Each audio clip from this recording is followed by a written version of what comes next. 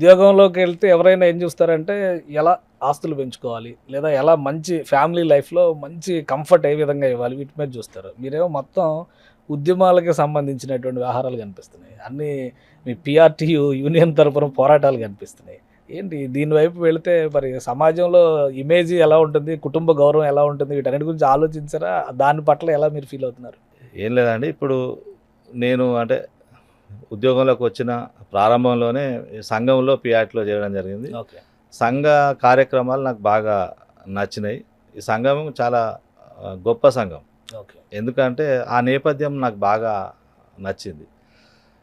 ఒకప్పుడు ఏందంటే నేను అంటే ఉద్యోగంలో చేరినప్పుడు మండల పరిషత్ పాఠశాల అంటే పంచాయతీరాజ్ టీచర్స్ అసోసియేషన్ అది. పంచాయతీరాజ్ టీచర్ అంటే ఇప్పుడు ప్రోగ్రెసివ్ రికగ్నైజ్డ్ అంటున్నాం.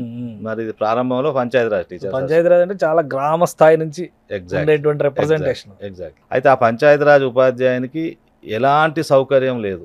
అంటే హెచ్ఆర్ఏ లేదు, పెన్షన్ లేదు, చనిపోతే ఫ్యూనరల్ ఛార్జెస్ కూడా లేవు. అందులో పనిచేసే మహిళ ప్రసవిస్తే ప్రసూతి సెలవులు కూడా లేవు. గవర్నమెంట్ టీచర్కి అన్నీ ఉంటాయి, పంచాయతీరాజ్ టీచర్కి ఉండవు. ఆ వివక్ష నుంచి ఆత్మగౌరవ నినాదంతో ఈ సంఘం ప్రారంభమైంది. కీర్తిశేషులు సామల యాదగిరి గారు ఈ సంఘాన్ని స్థాపించి మరి వాళ్ళ 2 తెలుగు రాష్ట్రాలు, ఆ రోజు ఉమ్మడి ఆంధ్రప్రదేశ్లో అతిపెద్ద ఉపాధ్యాయ సంఘం. సో ఎన్నో జీవోలు సాధించింది. నేను 96లో జాయిన్ అయ్యేటప్పటికే చాలా జీవోలు సాధించి ఉపాధ్యాయుని ఓ స్థాయికి తీసుకొచ్చింది.